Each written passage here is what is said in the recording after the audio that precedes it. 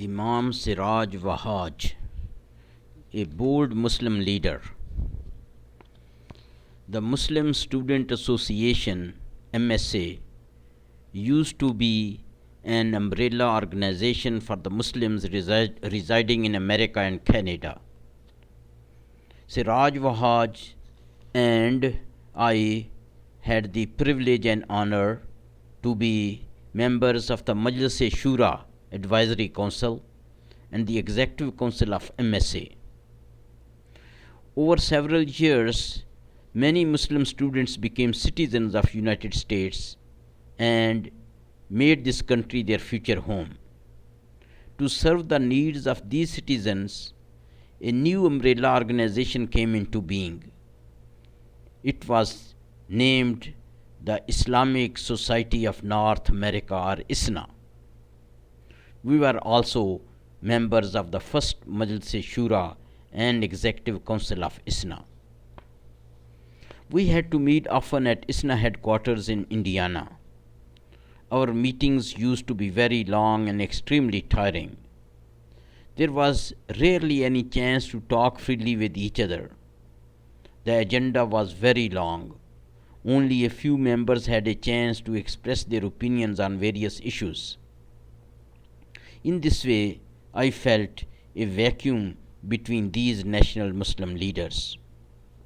Luckily, one day, Brother Siraj Wahaj and I got together during the brief lunch break from the Executive Council meeting. I was curious to know how he accepted Islam. He narrated his experience as follows. I used to be a member of so-called black Muslim movement, which was quite different from traditional Muslim beliefs and practices. MSA held a summer training camp for community workers, and I happened to attend this camp. The camp started with a recitation from Holy Quran by a Sudanese brother. I did not know Arabic at all. I did not understand Arabic at all.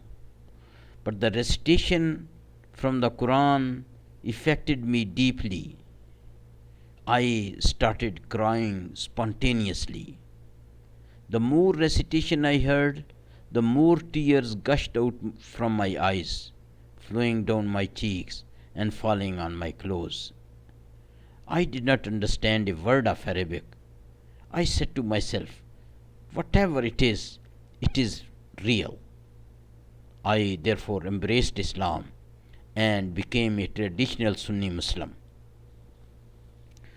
Brother Siraj learnt Arabic very diligently and mastered the recitation of Quran and Hadith in due course of time. Soon he became the Imam or leader of prayers at Masjid Taqwa in New York.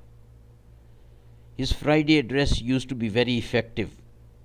Many men and women accepted Islam through him. The Muslim community around his masjid grew larger and larger. He surfaced as a Muslim leader of North America. I asked him how he viewed the activities of ISNA and other Muslim communities. He said to me, all of you are very lazy and your output in most activities is minimal. For example, when I used to be in Black Muslim movement, I had to sell a lot of newspapers. I used to stand on my feet for hours to ensure the sale of all the newspapers. Sometimes my legs used to tremble despite my youth. You guys talk too much and do very little. His masjid is located in the inner part of New York City, where drug trafficking was conducted day and night. The drug dealers were very rich and extremely dangerous. To eradicate drugs from this community was a very uphill and risky task. Dealers would kill anybody interfering in their activities. These drug dealers were thriving through the a Taqwa mosque. These drug dealers were driving around the Taqwa mosque. Imam Siraj did not like this. He obtained knowledge about these drug dealers from some of the new Muslims who used to wheel and deal with them in the past. Then he gathered a few hundred Muslims from his community and went to these drug lords one by one. He said to them, "Get out of this community by tomorrow, I will get rid of you all." Drug dealers said to him, "Why do you want to rob us of our daily living?" Siraj said to them that there was no room for drugs in this Muslim community. Siraj repeated these visits of warning with his followers the next day. All the drug dealers had left their locations. There was no drugs within 5 miles radius of Taqwa Masjid. The American government was surprised because they could not succeed even after spending lot of money applying different tactics and using very skillful manpower. Brother Siraj Wahaj was interviewed on national television for this remarkable achievement. The TV anchorman asked, "How and why did you do this?" Siraj replied, "Islam and drug business cannot go together. I did not want to see the poor public ruined in the hands of these drug dealers. And sincerity of purpose and strong will helped to achieve this noble goal." Siraj is now working closely with other Muslim communities in America and Canada. He is very successful in inspiring the youth and raising funds for Islamic schools and masajid. You will see him with an open book of Hadith or Quran in his hand, even in the airport. He is highly respected internationally.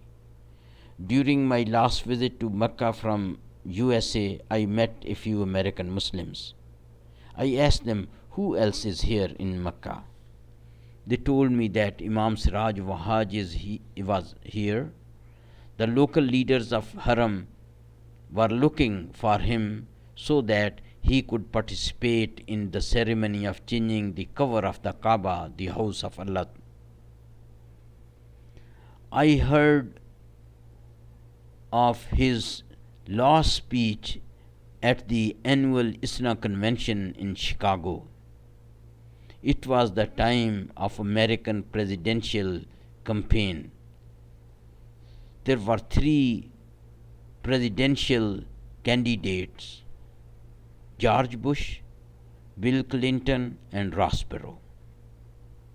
Muslims resided in America expected to gain some sense of direction concerning their voting in the forthcoming election.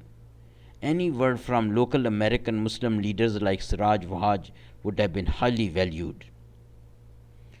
Siraj Wahaj came on the stage and started his speech like this: "I was reading Quran last night. I was surprised to read about George Bush in it. Yes, you heard me right. I read about George Bush in Quran last night. In fact, I also read about Bill Clinton and Ross Perot too. All were mentioned in Quran in the same place. You may be wondering where it is. I did not have to read too much Quran to find this. It was in the 2nd chapter of Quran. I can even give you the exact verse." Then he recited the following verse: "Summum bukmun umyum fam la yarji'un." They are deaf, dumb, and blind. They will not return to the truth. In other words, their ears are not fit to hear the truth. Their tongues are not ready to talk the truth, and their eyes are not capable of seeing the truth. How can there be any hope for their leaning towards or reverting to the truth. Siraj has his own original style. There is a need for a book to be written about him. I hope somebody will do this one day.